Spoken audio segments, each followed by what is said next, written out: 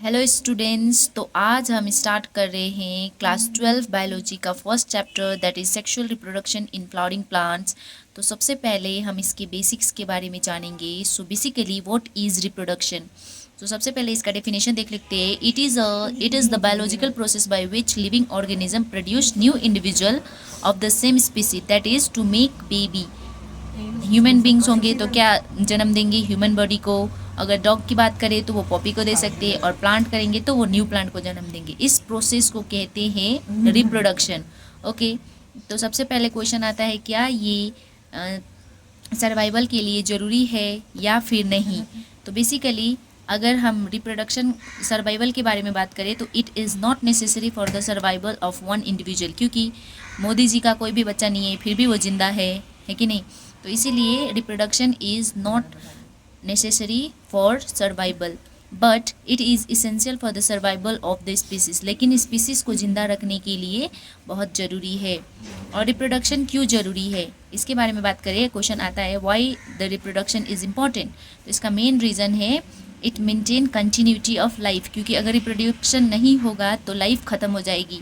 Old generation सबसे पहले बच्चे होंगे, उसके बाद यंग ओल्ड, उसके बाद मर जाएंगे, तो कोई भी लाइफ कंटिन्यूशन करने के लिए नहीं रहेगी। इसीलिए रिप्रोडक्शन कंटिन्यूटी ऑफ लाइफ को बरकरार रखने के लिए इम्पॉर्टेंट है। उसके बाद नेक्स्ट आता है life span. So life span होता क्या है एक्चुअली। लाइफ स्पैन जो है वो बर्थ से लेके नेचुरल डेथ तक का जो टाइम होता है उसे लाइफ स्पैन कहते हैं। जैसे कि अगर नॉर्मल ह्यूमन बींग की बात करें तो वो 60 से 70 साल जीता है, उसको हम लाइफ स्पैन बोलेंगे। वहीं कुत्ते की बात करें तो 10 से 15 साल जीते हैं। वहीं बटरफ्लाई की बात करें तो फ्यू डेज तक जीते, तो वो उन लोगों का क्या हुआ, लाइफ स्पैन हुआ। लाइफ स्पैन वेरी करता है एक दूसरे से, लाइक प्लांट्स का अलग होता है, ह्यूमन का अलग होता है, एनिमल का अलग होता है। बनियान ट्री का होता है जो 1000 ईयर्स भी हो सकता है, हंड्रेड्स ऑफ ईयर हो सकता है, तो उसे लाइफ स्पैन बोलते हैं। लेकिन बर्थ से लेके अगर एक्सीडेंट में कोई मर गया तो उसको लाइफ स्पैन नहीं बोलेंगे। लाइफ स्पैन बोलने के लिए बर्थ से लेके नेचुरल डेथ ही होना पड़ेगा, तो उस बीच के नंबर को हम लाइफ स्पैन बोलेंगे। Okay okay, so next topic आता है रिप्रोडक्शन का टाइप्स। तो बेसिकली रिप्रोडक्शन हमारा 2 टाइप्स का होता है। First is asexual reproduction and second is sexual reproduction. Okay, so what is asexual reproduction. So asexual reproduction is a type of reproduction in which only one parents involve. जहाँ पे सिर्फ एक parents involve होते हैं reproduction में, उसे asexual reproduction बोलेंगे।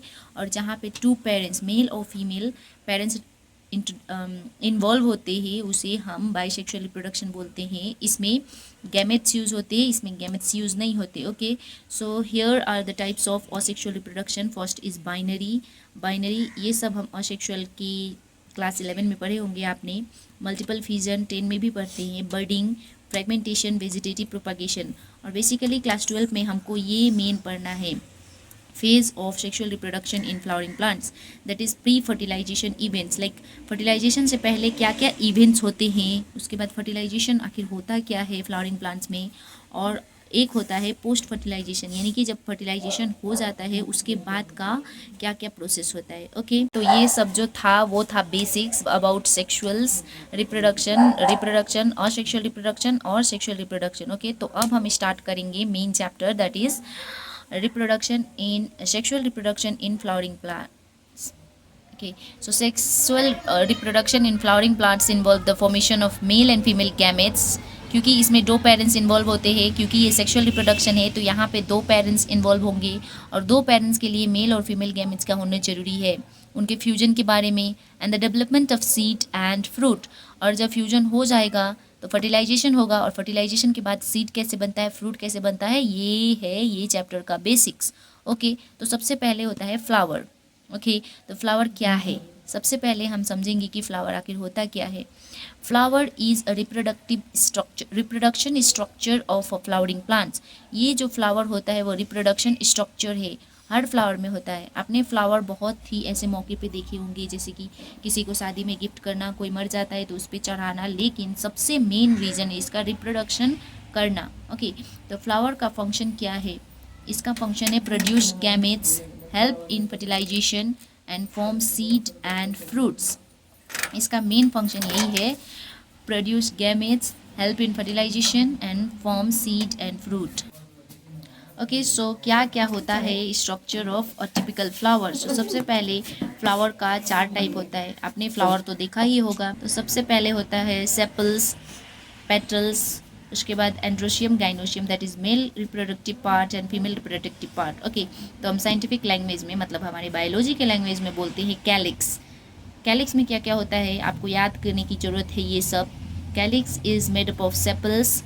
आपने फूल देखा होगा, उसके नीचे का जो ग्रीन पार्ट होता है ना, एक पतला सा ग्रीन पत्ता भी होता है और एक बर्ड जैसा होता है, उसको हम कैलिक्स बोलते हैं। Made up of green sepals और ग्रीन इन कलर होता है, और इसका काम जो होता है वो प्रोटेक्ट फ्लावर बर्ड।